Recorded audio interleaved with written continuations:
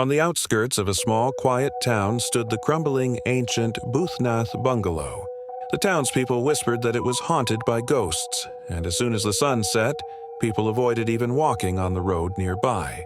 The story begins with a brave photographer named Arian. Arian was obsessed with taking pictures of mysterious and spooky places.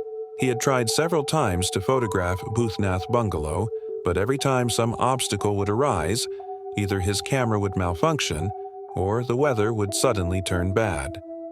On a stormy night, Arian decided he would enter the bungalow no matter what. In his hand was an old torch and a camera hung on his shoulder.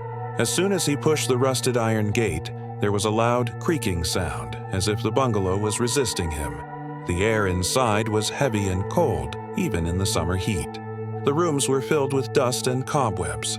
Arian moved forward slowly, his torchlight falling on broken furniture and old artifacts. Suddenly, he heard a faint, sweet sound of a lullaby. The sound was coming from the first floor. Arian's heart pounded hard, but curiosity overcame his fear. He cautiously climbed the stairs. Reaching the top, he saw that one room's door was slightly ajar. Inside, a dusty rocking chair was placed, gently swaying back and forth.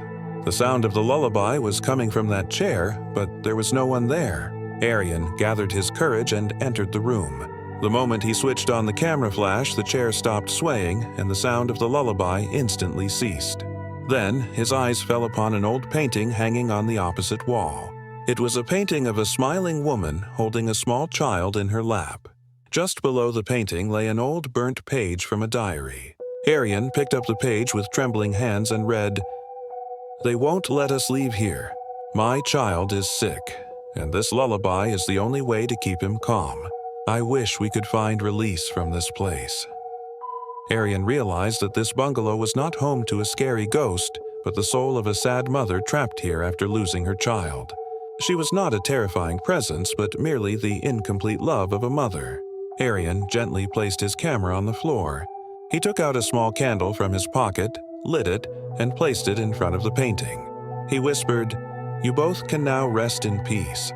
The very next moment, a cold gust of wind swept through the room. The chair stopped moving completely, and Arian felt as if someone had gently touched his shoulder. When he turned back, the mother's face in the painting wore a peaceful smile. Arian stepped out of the bungalow quietly without taking a single picture. After that day, the townspeople reported that no scary sounds came from Boothnath bungalow anymore. It stood simply as an old, quiet house where the souls of a mother and her child had found eternal peace.